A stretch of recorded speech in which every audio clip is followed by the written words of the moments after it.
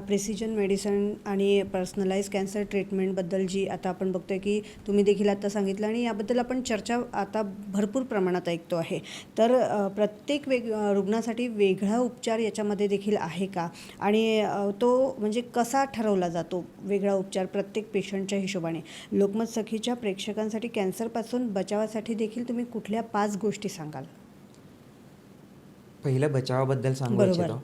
सगळ्यात पहिली गोष्ट ॲडिक्शन्स, की जे आपल्या हातात असणारी गोष्ट आहे. अजूनही नागपूरमध्ये किंवा बऱ्याच महाराष्ट्रामध्ये, बऱ्याच देशातल्या बऱ्याच भागांमध्ये अजूनही तंबाखूजन्य कॅन्सर हे सगळ्यात कॉमन कॅन्सरचं घटक आहे.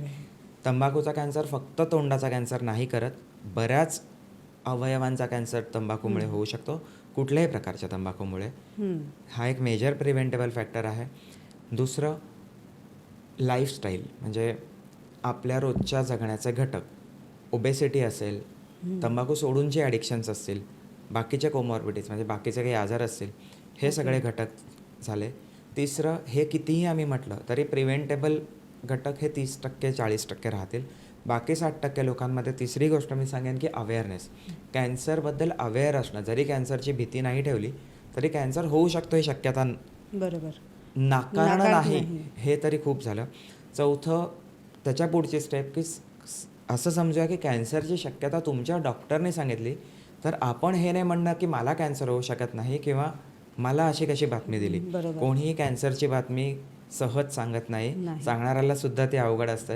आणि पाचवं, हा ॲक्सेप्टन्स आल्यावर किंवा त्याचं निदान झाल्यावर वेळेत ट्रेंड कॅन्सर डॉक्टरकडून जाऊन योग्य ते मार्गदर्शन घेणं.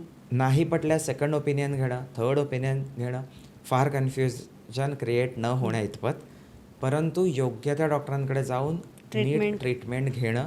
ट्रीटमेंट नाही घेणाऱ्यांपेक्षा सुद्धा ट्रीटमेंट घेणाऱ्यांची क्वालिटी ऑफ लाईफसुद्धा बेटर असते, हे जनरल ऑब्झर्वेशन आहे. हे मी कॅन्सर डॉक्टर म्हणून नाही सांगत आहे.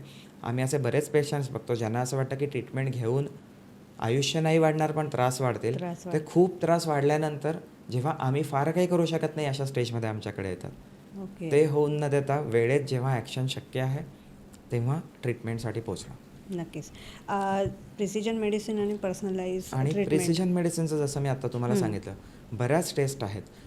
सुरुवातीपासून जर आपण बघितलं तर सुरुवातीची ब्रेस्ट कॅन्सर किंवा लंग कॅन्सर हे कॉमन उदाहरणं देता येतील. की जसं HER2 नावाचा एक ब्रेस्ट कॅन्सरमध्ये पॉझिटिव्ह येतो रिपोर्ट. तो रिपोर्ट तुमच्या बायोप्सी सॅम्पलवरच केला जातो. तो पॉझिटिव्ह आला तर त्याच्या चांगल्या टार्गेटेड थेरपीज आहेत, ज्याच्यामुळे आता आपण जसं आधी बरेचदा म्हटलं तसं बऱ्याच वर्षांचं लाईफ एक्सपेक्टेड आहे. स्टेज 2 स्टेज 3मध्ये तर 10 वर्ष ते 20 वर्षासुद्धा कॅन्सर परत याची रिस्क नाही राहत. हॉर्मोन थेरपीमध्ये काही ॲडव्हान्सेस आलेत, हे पण स्पेसिफिक आहे. त्या पर्टिक्युलर पेशंटच्या रिपोर्टमध्ये ते पॉझिटिव्ह आलं तरच ती थेरपी दिली जाते. हा पर्सनलाइज्ड थेरपीचाच एक भाग झाला. दुसरं की ट्यूमरचे जीन्स ह्यांचा अभ्यास केला जातो. काही मेथड्स आहेत जसं नेक्स्ट जनरेशन सिक्वेन्सिंग किंवा NGS म्हणतात, PCR म्हणून काही मेथड असतात. त्याने तुमच्या टिश्यूवर ते टेस्ट केली जाते. कोणाचा अनुवांशिकता असेल तर ती तपासली जाते. अनुवांशिकतेवर काही ट्रीटमेंट्स आहेत. अनुवांशिकता बदलत नाही, परंतु अनुवांशिकतेमुळे येणारा कॅन्सरची थेरपी करता येऊ शकते. त्याच्यात पर्टिक्युलर एखादं औषध काम करायची शक्यता असते. हे सगळं आपण पर्सनलाइज मेडिसिन धरतो. म्हणजे ह्या पर्टिक्युलर माणसाला ही टेस्ट पॉझिटिव्ह आली म्हणून त्या टेस्टच्या अनुषंगाने दिलेली थेरपी त्या विशिष्ट माणसाला म्हणजे पर्सनलाइज मेडिसिन. त्यालाच आपण प्रिसिजन मेडिसिन असं म्हणू शकतो. ही अनुवांशिक कॅन्सर देखील असतात का आणि त्याचे काही प्रकार आहेत का स्पेसिफिक? अनुवांशिक कॅन्सर्स खूप कॉमनली नाही. 5%पेक्षा कमी कॅन्सर्स, एकूण 5 ते 10% च्यापेक्षा कमी कॅन्सर्स अनुवांशिक असतात.